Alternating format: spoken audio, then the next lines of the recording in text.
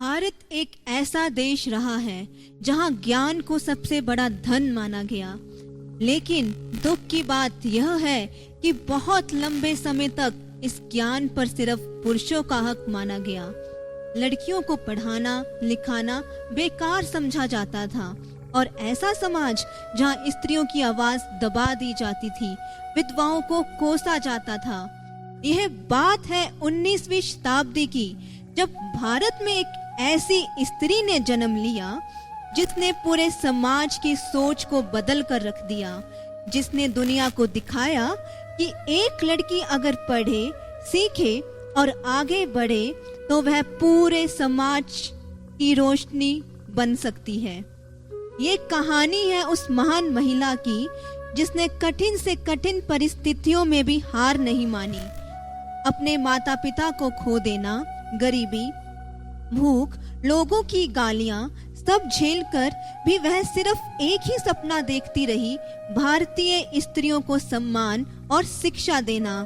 और उस स्त्री का नाम था पंडिता रमाबाई। पंडिता रमाबाई ने संस्कृत जैसी कठिन भाषा में महारत हासिल की, पूरे भारत में घूम घूम कर ज्ञान फैलाया, विदेश जाकर पढ़ाई की और फिर भारत लौटकर विधवाओं, अनाथ बच्चों और पीड़ित महिलाओं के लिए इतनी बड़ी सेवा की कि आज भी हजारों लोग उससे लाभ उठाते हैं। आज हम जिस महिला शिक्षा की आजादी का आनंद लेते हैं, उसके रास्ते को साफ करने वाली, उस पर पहला कदम रखने वाली, जिसने हजारों जिंदगियां बचाई, वह थी पंडिता रमाबाई। चलिए आज हम उनके जीवन को एक छोटे से नाटक के द्वारा देखते हैं। अनंत शास्त्री डोंगरे मैंगलोर में रहने वाले एक ब्राह्मण हिंदू थे और जातिवाद और अन्य धार्मिक सिद्धांतों को नहीं मानते थे, लेकिन फिर भी वह अपने आप में एक सुधारक थे। वह इस विचार के खिलाफ थे कि शूद्र जाति के लोग और महिलाएं संस्कृत पढ़ना व लिखना क्यों नहीं सीख सकती।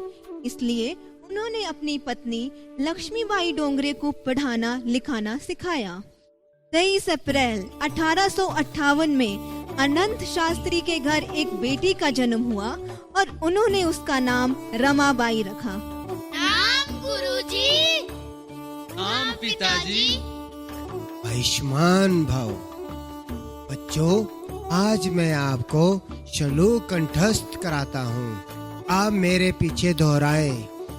भू अस्माकं स्वर्गस्थ पिता,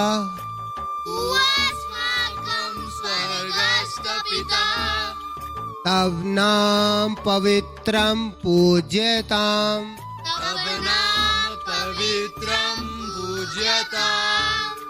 बेटा तब नहीं तव तव, तव नाम पवित्रं पूज्यताम्, पवित्रम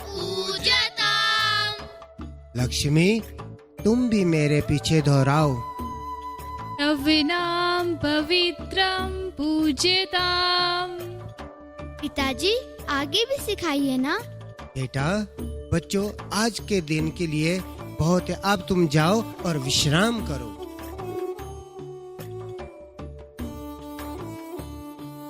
जब रमाबाई 8 वर्ष की हुई, तभी से उनके माता पिता ने उनकी शिक्षा आरंभ कर दी। उनके माता पिता चाहते थे कि वह केवल संस्कृत भाषा सीखे।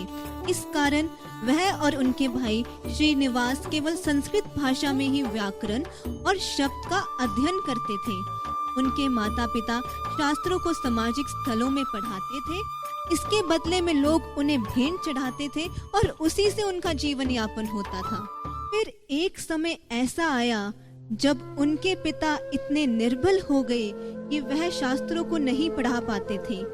रमाबाई और उनके भाई को धर्मनिरपेक्ष शिक्षा नहीं दी गई थी, इसलिए वह जीवन यापन के लिए कुछ भी करने के लिए असमर्थ थे। 1876 मद्रास अकाल ग्रस्त हो गया और वहाँ पानी व खाद्य पदार्थों की कमी हो गई। पुत्र श्रीनिवास, पुत्री रमा, जी पिताजी। मेरे पास आओ। मेरी स्थिति, ये शरीर जवाब दे रहा है। अब मुझ में सामर्थ्य नहीं रही कि मैं इस घर का निर्वाह कर सकूं। अब बच्चों, मैंने जो तुम्हें वेद और शास्त्र जो शिक्षा दी है, अब तुम जाओ और उसका प्रचार करो। जी पिताजी। अनि लक्ष्मी। पुत्री रमा, जी माँ। शीघ्र जाओ पुत्री, अपने पिताजी के लिए पानी की व्यवस्था करो। जी माता जी। माँ, घर में तो पानी की एक भी बूंद नहीं है माँ। हे ईश्वर, चिंता मत कीजिए, शीघ्र ही पानी की व्यवस्था हो जाएगी। लक्ष्मी, लक्ष्मी। पिताजी, पिताजी, पिताजी, आपको क्या हुआ? पिताजी उठिए ना। माँ, पिताजी को क्या हो माँ, गया? माँ, पिताजी को क्या हो गया? स्वामी, स्वामी, क्या हो गया? स्वामी उठिए ना, स्वामी। कुछ ही महीनों में रमाबाई के पिता का देहांत हो गया और माता ने भी अपने प्राण त्याग दिए।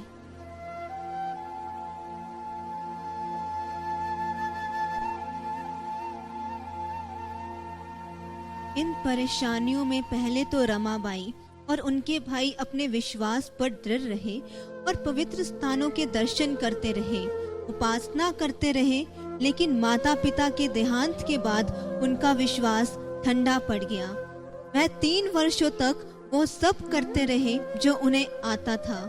सन 1878 के दौरान वह दक्षिण से लेकर उत्तर में कश्मीर तक, वह पश्चिम से लेकर पूर्व में कलकत्ता तक घूमते रहे।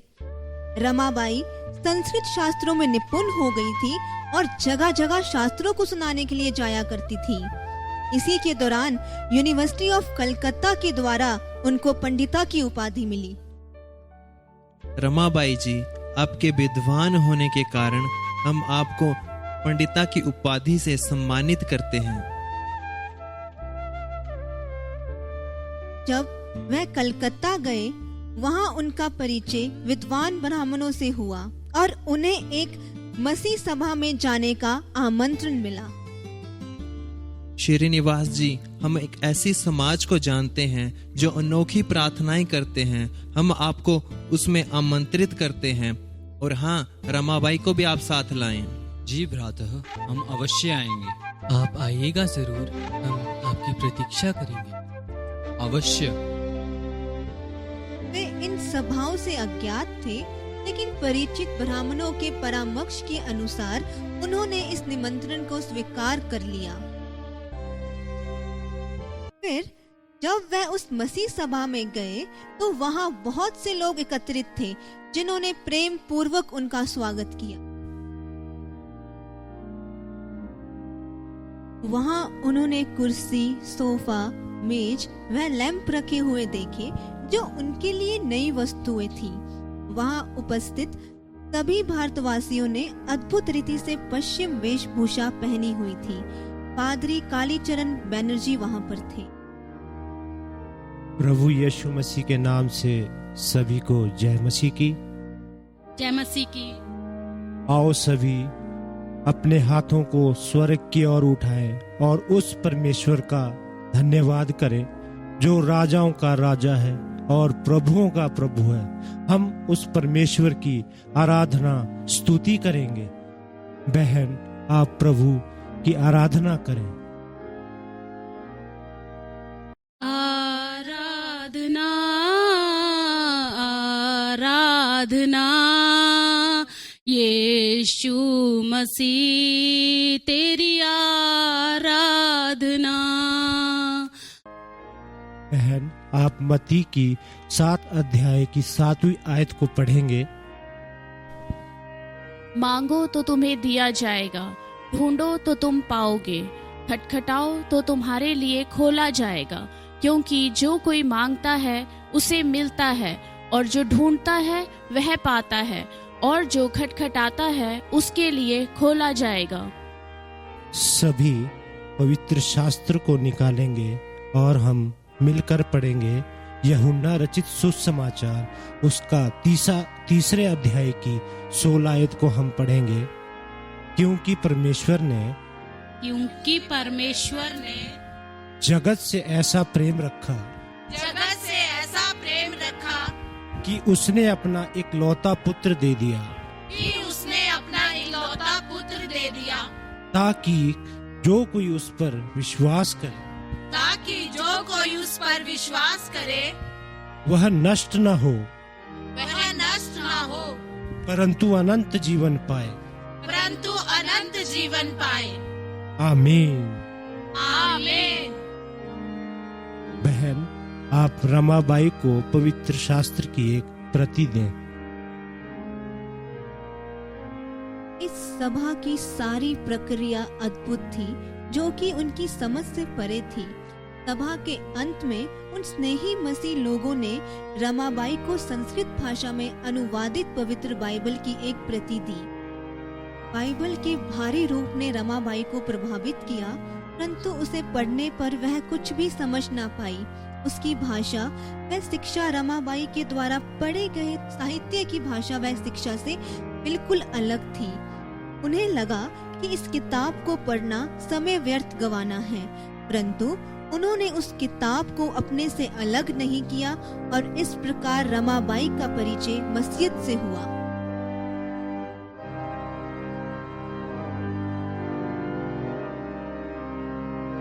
और फिर वह समय आया जब रमा के भाई ने उनसे बिछड़ जाना था। रमा, मेरा जी व्याकुल है रमा, मुझे कुछ ठीक नहीं लग रहा। श्री तुम्हें क्या हुआ श्री? रमा, मेरा जी बहुत व्याकुल है। रमा। श्री, मैं तुम्हें अस्पताल ले चलती हूँ। श्री रुको। श्री तुम्हें क्या हो गया? श्रीनिवास उठो, आंखें खोलो। श्रीनिवास तुम्हें क्या हो गया? श्रीनिवास नहीं।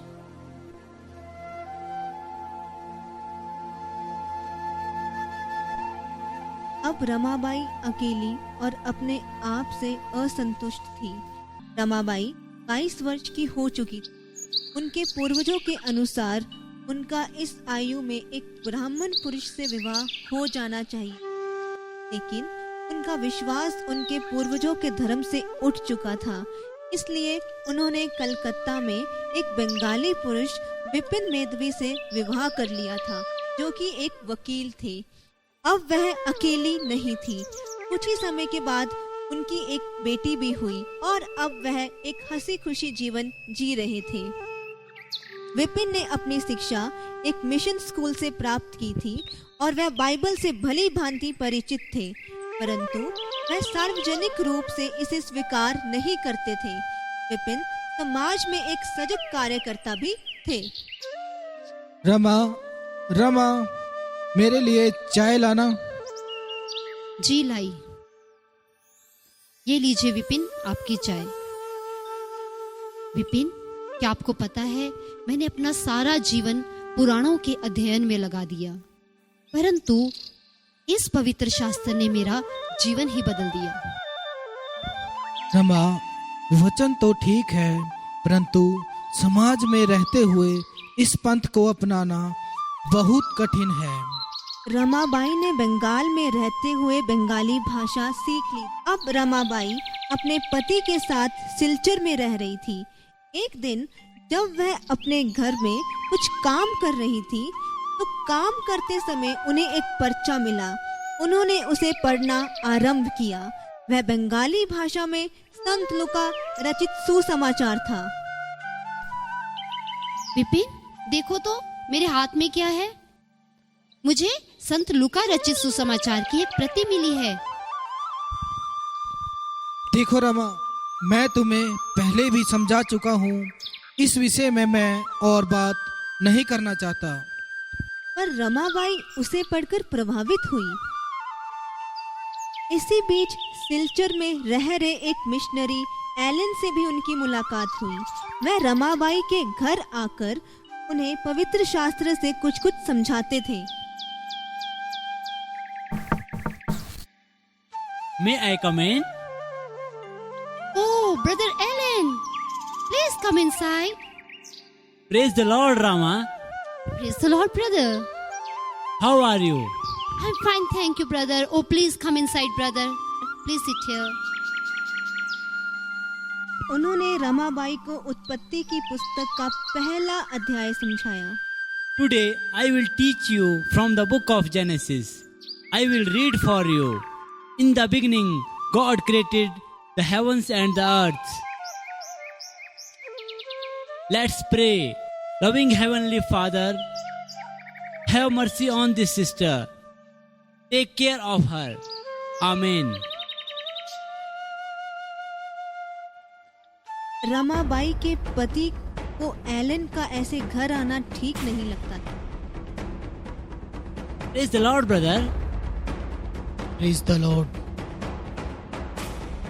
रमा, इस एलन का घर में बार बार आना बंद कर दो। विपिन, ये आप क्या कह रहे हैं? ये गहरे भेद हैं। हमें सच्चे परमेश्वर की खोज करनी चाहिए और भाई एलन हमें सही बातें सिखा रहे हैं। नहीं रमा, तुम अकेली स्त्री इस समाज का सामना नहीं कर सकती और तुम्हें यह समझना होगा। परंतु विपिन, बस जाओ, मेरे लिए पानी लेके आओ। रमा, मुझे कुछ हो रहा है। रमा। विपिन, विपिन, विपिन तुम्हें क्या हुआ? विपिन, विपिन आंखें खोलो। विपिन, क्या हो गया आपको? विपिन, नहीं, नहीं विपिन, ये नहीं हो सकता, ये नहीं हो सकता। हे ईश्वर, तू ऐसा निर्दयी नहीं हो सकता। ईश्वर, विपिन तुम मुझे इस तरह से छोड़कर नहीं जा सकते। विपिन, नहीं। इस प्रकार 1882 में रमाबाई के पति की भी मृत्यु हो गई। इस समय रमाबाई की बेटी सिर्फ 2 महीने की थी। पति की मृत्यु के बाद रमाबाई एक नन्हे बच्चे को गोद में लिए संसार का सामना करने को अकेली रह गई। अब पति की मृत्यु के बाद वह सिलचर छोड़कर पुणे आ गई और 1 साल तक वहीं रही। यहाँ पर उनकी मुलाकात मिशनरी स्त्रियों से होती है जो कि हाई चर्च से संबंध रखती थी। वह कभी कभी रमाबाई को मराठी भाषा में नया नियम सिखाती थी और इसी प्रकार रमाबाई की रुचि नए नियम में और भी बढ़ गई। Praise the Lord. Praise the Lord. Praise the Lord, sister. Praise the Lord, sister. Praise the Lord, sisters. Praise the Lord. Rama, how are you? I'm fine, sister. Sister, Jesus is the true God. बहन, यीशु ही महान परमेश्वर है। Sister, अपना जीवन यीशु को दे दो। Jesus loves you. Rama, I think you should go to England. वहाँ तुम्हें बाइबल से बहुत कुछ सीखने को मिलेगा। I know some people in England. They will help you. सन 1883 में रमाबाई इंग्लैंड गई ताकि अपने आप को जीवन और कार्य के लिए तैयार कर सके। वहाँ उनकी मुलाकात मिस बीएल से हुई और वह प्रेमी और बहुत दयालु थी। Praise the Lord, Rama. How are you? Praise the Lord. I'm fine, thank you. Oh, Rama, how was your journey? It is very good. Praise God, praise God. Rama, I want to tell you one thing. You must learn fundamental teaching of Christianity, which help you to grow spiritually. Rama, do you know you are chosen? God has chosen you to lift up women in the society. But it is very difficult for me. No, Rama, no. Rama, तुम पर God का ये एक call है। तुम जाकर women को Christ के बारे में बताओ। उस लव एंड सेक्रीफाइस जो क्राइस्ट ने हमारे, तुम्हारे और हम सब के लिए किया बताओ। And you go and motivate women in your society. Rama, यह कार्य तो मेरे लिए बहुत ही मुश्किल है। Oh my dear, don't worry. The Spirit of Mighty God will guide you and lead you, Rama. You go and live for Jesus Christ. आगे चलकर यही रमाबाई की आत्मिक माता बनी। उन्होंने रमाबाई को धार्मिक व धर्मनिरपेक्ष विषयों पर शिक्षा देना आरंभ किया। उन्होंने कष्ट उठाकर उन्हें वह सब विषय सिखाए जो उनके जीवन भर के लिए लाभदायक सिद्ध हुए। एक दिन उन्हें लंदन के एक रेस्क्यू होम में जाने का अवसर मिला। इन रेस्क्यू होम में पीड़ित महिलाएं, वैश्य व ऐसी स्त्रियों को रखा जाता था जो समाज के अनुसार पाप में थी। यहाँ पर आकर उन स्त्रियों ने अपना जीवन रोगियों व दुखियों की सेवा के लिए समर्पित कर दिया था। समाज से भटकी दुखी स्त्रियों के लिए ऐसा सुधार कार्य उनके लिए एक नया अनुभव था। उन्होंने भारत में ना तो ऐसा सुधार कार्य को देखा था और ना ही सुना था। उन्होंने कभी भी समाज को ऐसी स्त्रियों के प्रति सहानुभूति प्रकट करते हुए नहीं देखा था और ना ही इस प्रकार का कोई प्रयास देखा था। उनके पूर्वजों के अनुसार ऐसी स्त्रियां भयंकर पापीन समझी जाती थी और किसी भी प्रकार की दया पाने के योग्य नहीं थी। लेकिन इंग्लैंड में वह मसीह लोग जिन्हें भारत में अशुद्ध व निर्दयी समझा जाता था, वह इस समाज से तिरस्कृत व अभागी स्त्रियों के प्रति अति दयालु थे। अब रमाबाई जब भारत वापस आती है तो उनकी मुलाकात उनकी सहेली ज्योतिबा फुले से होती है। नमस्कार श्रीमती फुले। नमस्कार बहन, कैसी हैं आप? मैं ठीक हूँ, आप कैसी हैं? मैं भी अच्छी हूँ। मैंने सुना आप इंग्लैंड गई थी। जी हाँ। तो कैसा रहा वहाँ सब? ओ श्रीमती फुले, आपको क्या बताऊं, मेरा इंग्लैंड जाना बहुत ही अद्भुत था। आप जानती है, इंग्लैंड में मुझे कुछ बहनें मिली जिन्होंने मुझे शुभ समाचार सुनाया और मुझे सत्य से अवगत करवाया। आप तो मेरे परिवार के बारे में सब कुछ ही जानती हैं, किस तरह से मेरे पिता ने शास्त्र विद्या को सिखाने के लिए सब कुछ त्याग दिया और अकाल पड़ने की वजह से मेरे माता पिता ना रहे, मेरे दोनों भाई भी जीवित ना रहे। श्रीनिवास जो मेरा सबसे छोटा भाई और मेरा प्रिय था, वो मेरा आखिरी सहारा था और वो भी ना रहा। अंततः मेरे पति की भी अचानक ही मृत्यु हो गई और यह मेरे लिए बहुत ही कठिन समय था। और आप जानती हैं, उस समय में मेरी मुलाकात मसीह से हो गई।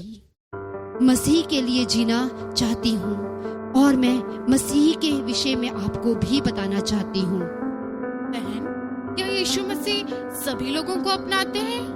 हाँ मेरी बहन, यीशु मसीह सारे जगत के लोगों के लिए आए और उन्होंने सब लोगों को बचाया है और मेरा जीवन यीशु के बिना अब कुछ भी नहीं है। जी हाँ बहन, आप सही कह रही हैं। और आप जानती हैं, जब मैं इंग्लैंड गई थी, वहाँ एक बात ने मेरे हृदय को ही छू लिया।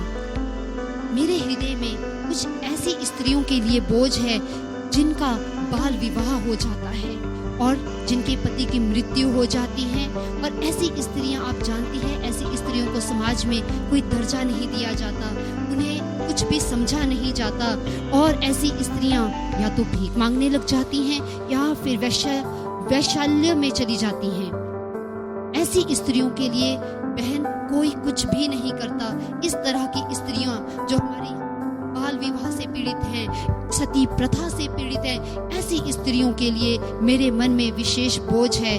पर मैं सोच रही हूँ कि इनके लिए कोई कुछ क्यों नहीं करता। बहन, ये बात तो सच है कि सब पीड़ित महिलाएं हैं और हमारी बहनें हैं, लेकिन हम किसी और का क्यों इंतजार करें इस कार्य को करने के लिए? क्यों ना हम मिलकर इस कार्य को करें? समाज के लिए और मसीहत के लिए रमाबाई के कार्य अमर हो गए। एक समय था जब राजस्थान में सूखा पड़ गया, बहुत कुएं खोदे गए परंतु पानी न मिला। रमाबाई प्रार्थना योद्धा थी। उन्होंने प्रार्थना की और बहुत महीनों की नाकाम कोशिशों के बाद भी रमाबाई ने खुदाई करते रहने के लिए कहा और एक दिन उस स्थान में पानी आ गया। आज भी उस कुएं में पानी है और उस कुएं का नाम है धीरज का कुआं। पंडिता रमाबाई ने अपने जीवन में महिलाओं के कल्याण के लिए बहुत महत्वपूर्ण काम किए। उन्होंने विशेष रूप से विधवाओं और बेसहारा महिलाओं की मदद के लिए शिक्षा, प्रशिक्षण और आश्चर्य की व्यवस्था की। चादा सदन, सेवा सदन और मुक्ति मिशन जैसे स्थानों की माध्यम से उन्होंने महिलाओं को पढ़ने, लिखने और आत्मनिर्भर बनाने का अवसर दिया। न केवल इतना ही नहीं, बल्कि समाज के अनुसार जो स्त्रियां पाप में थी, उनको उन्होंने प्रभु यीशु मसीह का प्रेम दिया। पंडिता रमाबाई ने बहुत सी पुस्तकें लिखी, जिनमें मुख्य रूप से महिलाओं की स्थिति और उनके साथ होने वाले सामाजिक अन्याय उजागर किए गए हैं, जैसे कि the high cast Hindu women's, स्त्री धर्मानीत और मराठी में बाइबल का अनुवाद। अब 1920 के बाद पंडिता रमाबाई का स्वास्थ्य कमजोर होने लगा। उन्होंने मुक्ति मिशन के कार्यों की जिम्मेदारी अपनी पुत्री मनोरमा को सौंप दी थी। दुर्भाग्यपूर्व 1921 में मनोरमा का निधन हो गया। इस गहरे दुख और बीमारी के कारण उनका निधन 5 अप्रैल 1922 को हुआ। यह बात सही है कि उनके जीवन का अंत एक ऐसी बाइबल अनुवाद के साथ हुआ जो उन लोगों के लिए बनाया गया था जिन्हें समाज अक्सर अनदेखा कर देता था। पंडिता रमाबाई के महान और प्राणदायक जीवन के लिए हम ईश्वर का धन्यवाद करते हैं और आशा करते हैं आने वाले समय में प्रभु ऐसे लोगों को खड़ा करेगा जो अपने हित की नहीं बल्कि दूसरों के हित की चिंता करें।